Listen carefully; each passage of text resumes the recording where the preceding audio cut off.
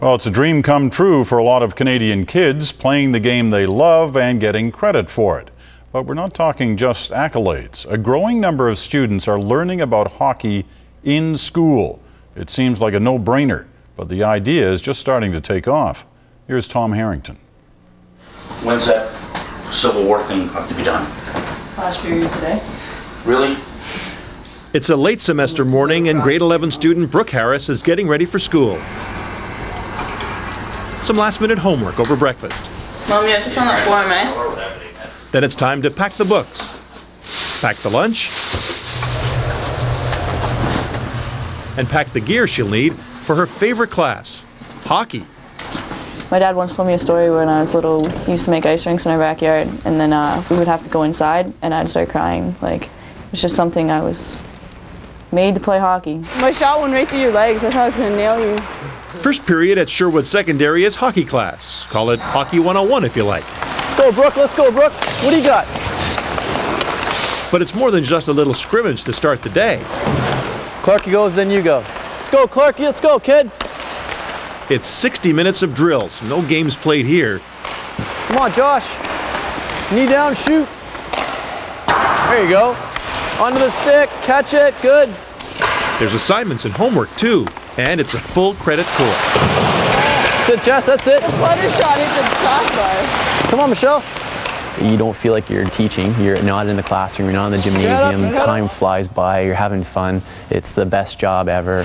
That's it, Sean. Nice. They don't want to leave. I can't say enough about it. Let's see it. Not bad. Its official name is the Hockey Skills Academy. Brooke and Michelle, let's go.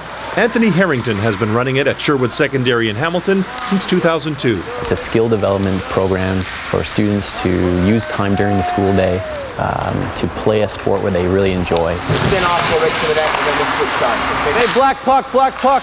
Get your man, get your man. The Hockey Skills Academy is the brainchild of Hockey Canada, the governing body for hockey in this country. They began working on it 7 years ago. We recognize that the school system is a strong environment for providing structure and solid education and a terrific foundation for individual skill development. The purpose of the study was to gather perspectives from Canadians. The idea for the program came out of the Open Ice Summit in 1999, a meeting of the most influential hockey thinkers in the country. It came at the end of a decade in which there was a sense our game had lost its way. Rink rage made its way into our everyday language. If the headlines about referees and coaches being attacked by parents and players didn't make us cringe, the video sure did. He's got to score, that's all. And then there were those Olympics. No, he cannot do it. The Czech Republic will play for the gold medal. I think the final straw was the '98 Olympics, where we finally sent our best players and didn't win. In fact, lost in a shootout. I think we felt like we lost because we didn't have enough skill. I think we lost because we felt we dumbed down our game. And it was I guess, the culmination of about a decade of that thinking, and really shocked people, and they said, we got to do something about it. The Open Ice Summit produced 11 recommendations. Number 10 was the realization of two fundamental facts of life in this country: that hockey was not taught in the schools, and that most rinks sit empty during the school day. Very early on in the summit discussions came out was that, you know, if the challenge right now is that kids are not getting enough access to the existing ice time, where are the openings for ice time? Okay, we're going to work on 2 different puck handling drills. Certainly they're not going to be able to go to the rink at 4 o'clock in the morning when nobody's using the rink. We started to realize that during the day, during some of those non-peak periods, there would be ice available for programming. Hockey class looks very different from a minor league team practice. Bear down on the puck. When it comes at you, nice cushion, receive the puck. The focus here is on individual skill development, skating, puck handling, and passing. And I want you to watch this player on the top of your screen. And there's video analysis, part of the off-ice component of the course. But look at him. He's a very efficient skater. Comparing the stride of the pros. Okay, so that's an example of what we're trying to teach you guys. With their own. Okay, if her arms are going this way, that means that stick is actually turning. If her arm was going this way, it could turn a little bit, but it's not going to turn as much, right?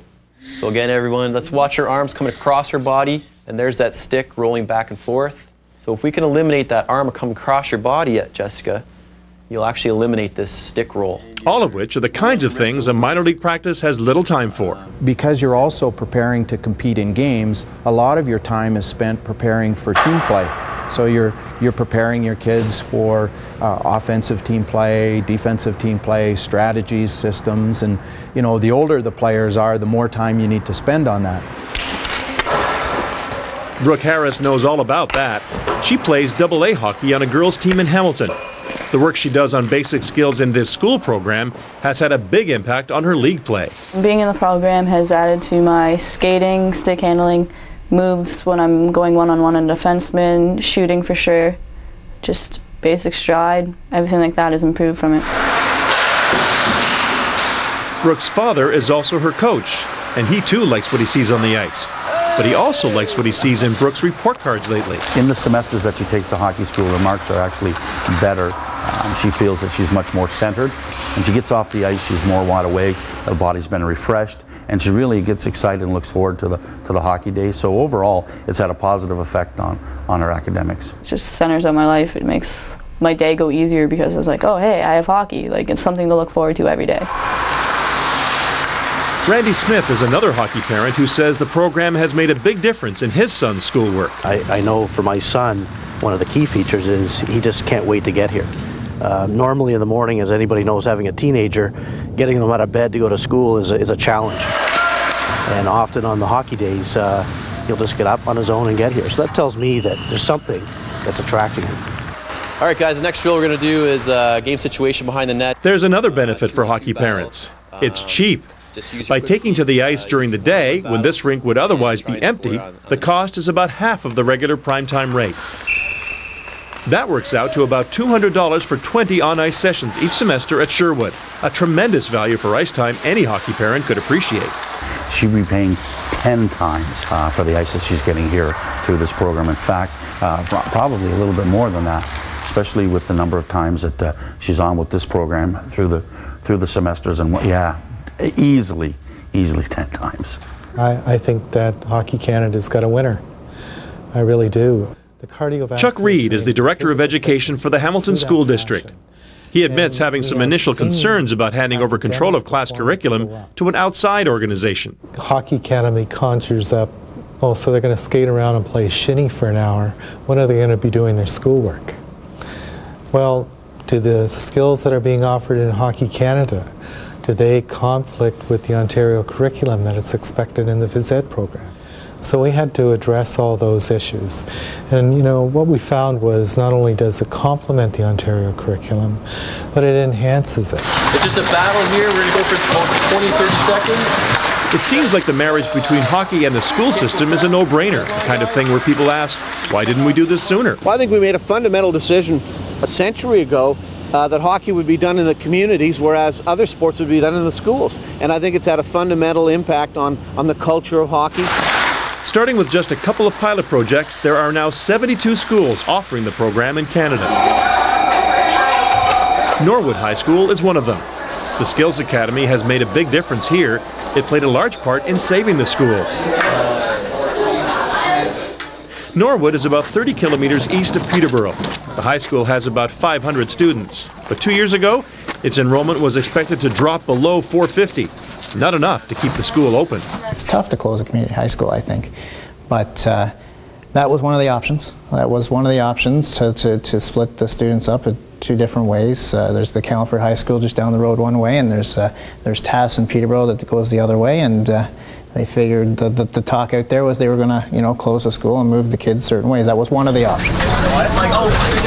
So the school decided to try the Hockey Skills Academy.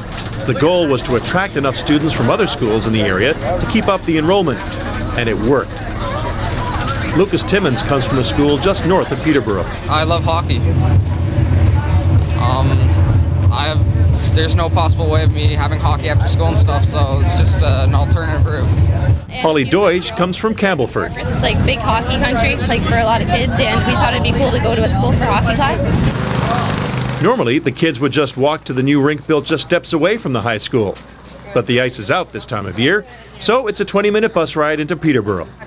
Don't start it from up here, bring it back here, so that you're in a good passing position, okay? You cup the puck and you can make a nice pass. And on this morning, a special guest instructor, former NHL player John Drews. Again, Rouse, great pressure now. Center, Drews scores! Drews played 11 years in the NHL.